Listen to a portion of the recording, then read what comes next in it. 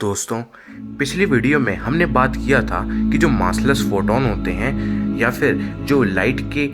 जो पार्टिकल्स होते हैं जिन्हें फोटॉन्स कहते हैं, वो भले मासलेस होते हैं और वो एक इलेक्ट्रोमैग्नेटिक वेव, यानी कि अगर वेव नेचर की बात करें तो वो इलेक्ट्रोमैग्नेटिक वेव्स होते हैं, और पार्टिकल नेचर की बात करें तो फोटॉन से मिलकर बने हुए होते हैं। अब दोस्तों, यहाँ पर होता क्या है कि जो पिछली बार हमने वीडियो में बात किया था कि जो मासलेस फोटॉन होते हैं वो भी ग्रेविटी को किस तरह महसूस करते हैं, और जब ये स्पेस टाइम बहुत ज़्यादा जो है रैप्ड हो जाता है तो या फिर उसमें एम्बेडेड हो जाता है तो किस तरीके से जो है लाइट भी या फिर मासलेस फोटोन भी कैसे ग्रेविटी को महसूस करते हैं। अब दोस्तों, आज की इस पर्टिकुलर वीडियो में बात करेंगे ग्रेविटेशनल रेड शिफ्ट के ऊपर। दोस्तों, आपको तो पता ही होगा कि जो फोटॉन्स होते हैं उनकी भी कुछ ना कुछ फ्रिक्वेंसी होती है। अभी जो फ्रिक्वेंसी होती है वो होती है नंबर ऑफ ऑसिलेशंस पर सेकंड, और जो साउंड की फ्रिक्वेंसी होती है वो नंबर ऑफ वाइब्रेशंस पर सेकंड होती है। अब ये जो फोटॉन्स होते हैं इनकी फ्रिक्वेंसी जो नंबर ऑफ ऑसिलेशंस होते हैं एक सेकंड में डिसाइड करती है कि कितनी एनर्जी होगी। अगर आपको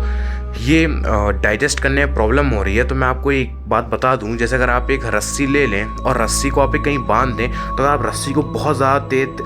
ज़्यादा तेज़ अगर आप उसे घुमाएंगे तो उसमें वेव्स बनने लगती हैं। अगर आप बहुत तेज़ घुमाओगे तो अगर आप उस एनर्जी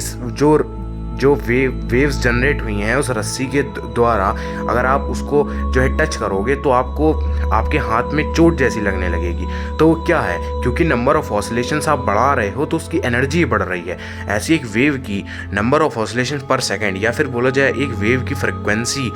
ही डिसाइड करती है कि उसकी एनर्जी कितनी होगी। और उसकी फ्रिक्वेंसी अगर ज़्यादा है तो उसकी एनर्जी भी ज़्यादा है, और अगर उसकी फ्रिक्वेंसी कम है तो उसकी एनर्जी भी कम है।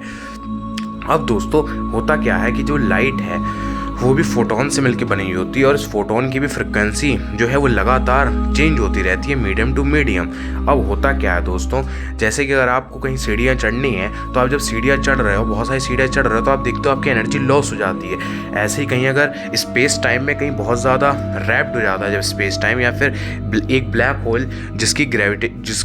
जो है ग्रेविटी इतनी ज़्यादा होती है कि वो स्पेस टाइम को बहुत अंदर तक एम्बेडेड हो जाता है, उसमें बहुत अंदर तक गड्ढा बना देता है, उस चीज़ को हम ग्रेविटी कहते हैं। और ये हमें सर एल्बर्ट आइंस्टाइन ने बताया था, जो कि बहुत बड़े ग्रेट थियोरेटिकल फिजिसिस्ट थे अपनी जनरल थ्योरी ऑफ रिलेटिविटी में। तो यहाँ पर क्या होता है, जब वो स्पेस टाइम बहुत ज़्यादा एम्बेडेड हो जाता है तो लाइट उससे जाती है। अब लाइट को उसको पार करने के लिए कुछ ना कुछ एनर्जी देनी पड़ती है, और वो जो एनर्जी देती है तो उससे क्या होता है, उसकी फ्रिक्वेंसी कम हो जाती है। अब आप जानते हैं E=h μ, जिसमें प्लैंक्स कांस्टेंट तो एक कांस्टेंट है जिसकी वैल्यू 6.636 × 10⁻34 जूल सेकंड होती है, लेकिन फ्रिक्वेंसी जो है वो वेरिएबल। तो दोस्तों, यहाँ पर जो फ्रिक्वेंसी होती है वो बदलती रहती है, और आप जानते हैं प्लैंक्स कांस्टेंट तो एक कांस्टेंट है, वो तो बदल नहीं सकता। तो यहाँ पर फ्रिक्वेंसी बदलती रहती है, और फ्रिक्वेंसी के बढ़ने के साथ एनर्जी बढ़ती है, और फ्रिक्वेंसी के घटने के साथ एनर्जी कम होती है। अब जब लाइट किसी भी ब्लैक होल के पास गुजरती है तो क्योंकि उसे कुछ ना कुछ एनर्जी जो है लॉस करनी पड़ती है, कुछ ना कुछ लाइट एनर्जी वहाँ लॉस हो जाती है, मतलब लाइट की एनर्जी लॉस हो जाती है। तो इससे क्या होता है कि जो लाइट होती है उसकी फ्रिक्वेंसी जो है बहुत हद तक कम हो जाती है।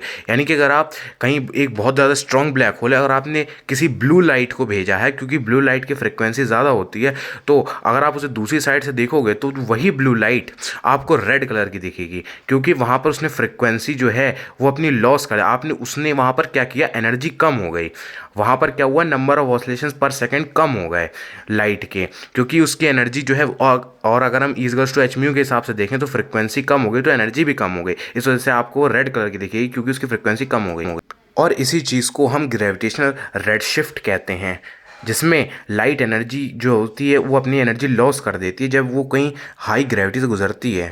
या फिर वो कोई ऐसे रास्ते से या कोई ऐसे स्पेस टाइम से गुजरे जहाँ पर जो है स्पेस टाइम बहुत ज़्यादा रैप्ड हो चुका हो, वहाँ बहुत ज़्यादा एम्बेडेड हो चुका हो, तो वहाँ पर ग्रेविटेशनल रेड शिफ्ट देखने को मिलता है।